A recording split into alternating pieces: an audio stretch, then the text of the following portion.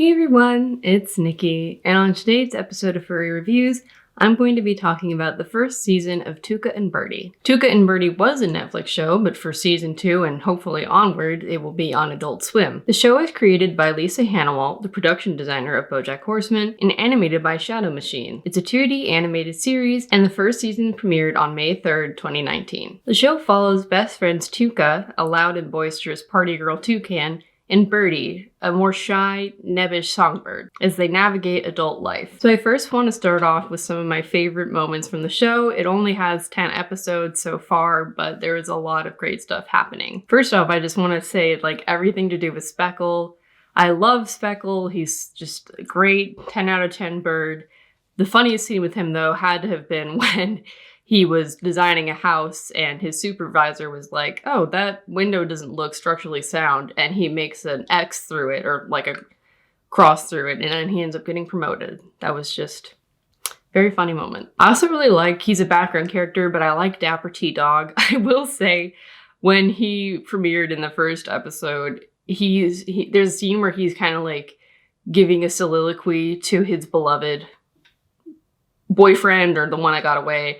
And I literally thought he was in love with the Cloud at first, just due to the zany nature of the show, but I thought he was a funny recurring character. I really liked Bertie and Speckle's romantic development throughout episode 3. I thought it was a really sweet moment and just sweet episode with him trying to understand her wants and needs, her trying to understand her own wants and needs. She thinks she would like certain things in her relationship, and then after Speckle tries to accommodate that, she's like, oh shit, no, that's not what I want. And I just thought that their relationship throughout that episode was really endearing and sweet. And then I just want to say the entirety of episode 9. Episode 9 is definitely the strongest episode, also the most depressing, but it's just beautifully done. And there's this use of cutout animation throughout the episode to kind of illustrate flashbacks, and I just thought it was really beautiful. And just overall, there's the zany production design for this series. I mentioned how Lisa Hannawalt also worked on BoJack Horseman, and while there are definitely a lot of similarities due to the overlap in cast and crew, I really feel like this show stands out due to the kind of cartooniness that BoJack kind of has to a certain extent, but not nearly as much as Tuca and Bertie. And I really just, everything seems alive in Tuca and Bertie, like the buildings, the subway, just everything, and I just really appreciated that. Then there's the presence of non-sexual nudity, particularly of breasts in the show, which I don't know if that will be able to continue on the Adult Swim version of the show, but I just really appreciated that because I feel like women particularly are often sexualized, and just seeing women being naked and just living their lives, I thought was a really nice change of pace from a lot of more male-dominated productions. This was something that was definitely unique to Tuca and Bertie, but I really liked the decision to have anthropomorphic plant people, particularly Draca. She was a great character. Even she doesn't need to say anything. She just exists, and you're like, yes. But I really liked the plant people in the show. And finally, I really appreciated the show's nuanced form of feminism. I feel like a lot of shows try to be feminist in certain ways, and it's really ham-fisted and often kind of like the you go girl or like girl power form of feminism. And I feel like this show is way more nuanced and way more just, we're women, this is written by women, directed by women. Not every episode, but a lot of the episodes are written and directed by women, and obviously the showrunner is a woman. And I think that just that female perspective really shines in this series. All right, now I'm going to start talking about the more technical elements of this series, which include the storytelling and writing, the art style and character design, the setting, the performances, and the sound/music. Storytelling and writing. Like BoJack Horseman, Tuca and Bertie has some stellar writing. Also like BoJack, the writing takes a few episodes to get into its rhythm. I wasn't a huge fan of the first episode. I just thought it was kind of weird. I don't know how to explain it, but the quality just goes up from there. If you don't really like the first episode, I would give the next few episodes a try because I think it really improves as the show goes on. The show has great storylines about abuse, trauma, addiction, neglect, and all sorts of dark topics that contrast with the crazy over-the-top comedy in a really great way. Art style and character design. Tuca Bertie has the same kind of rigged puppet animation that BoJack has, but it also has some more wacky and zany animation reminiscent of 90s cartoons, I feel like. I mean, just look at the intro. It's great.